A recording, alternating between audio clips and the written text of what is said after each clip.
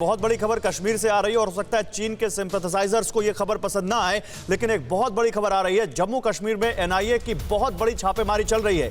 एक साथ 14 ठिकानों पर रेड की जा रही है।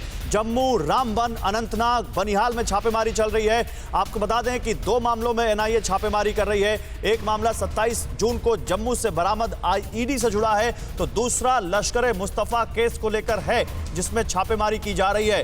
और अगर इतने सारे ठिकानों पर एनआईए की छापेमारी हो रही है तो आप समझ सकते हैं मामला कितना बड़ा है। इरफान हमारे साथ, हमारे संवाददाता जुड़ रहे हैं। इरफान, इस छापेमारी के बारे में जानकारी दीजिए।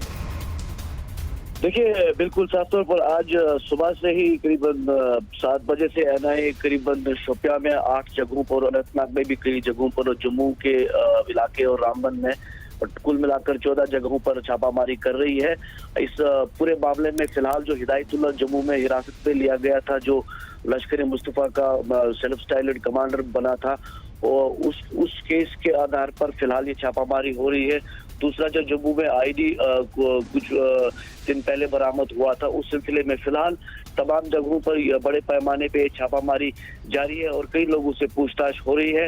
इसमें अनंतनाग और शोपियां में भी मैस्यू फिलहाल एनआईए की तरफ से रेड जारी है। और मैं इरफान आता हूं आपके पास। मैं प्रसून आपको लाना चाहूंगा इस डिबेट में।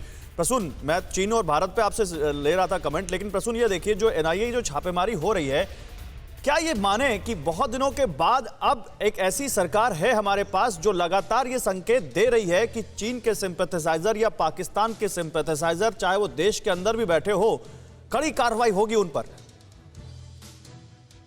जी गौरव, ये बहुत सीधा संदेश भारत की अभी जो सरकार है उन्होंने दिया है, ना सिर्फ इंटरनल स्टेक होल्डर, बाहर के स्टेक होल्डर्स को, कि देश के खिलाफ कोई भी एक्टिविटी, चाहे वो साइलेंटली हो रही हो या ओपन मंच पे हो रही है, वो बर्दाश्त नहीं की जाएगी।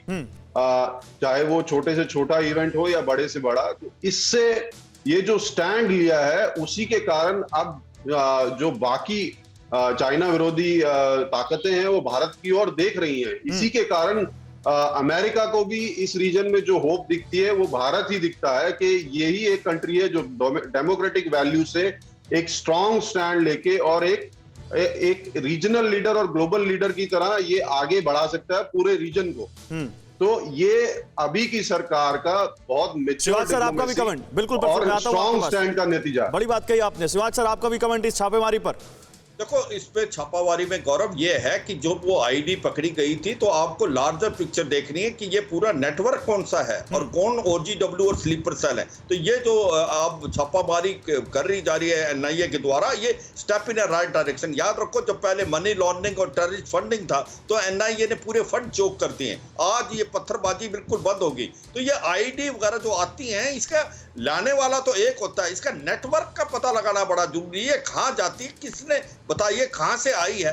तो ये ओवरग्राउंड वर्कर और इसके जो स्लीपर सेल है, उनको पकड़ना बड़ा जरूरी है। जब तक आप पानी रखेंगे समुद्र में तो मछलियां रहेंगी। तो ये बहुत इंपॉर्टेंट है और ये जो काम किया जा रहा है एनआईए से, ये काबिले तारीफ है। और ये अड़ी सोमवार से शुक्रवार शाम 6 बजे सिर्फ TV9 भारतवर्ष पर।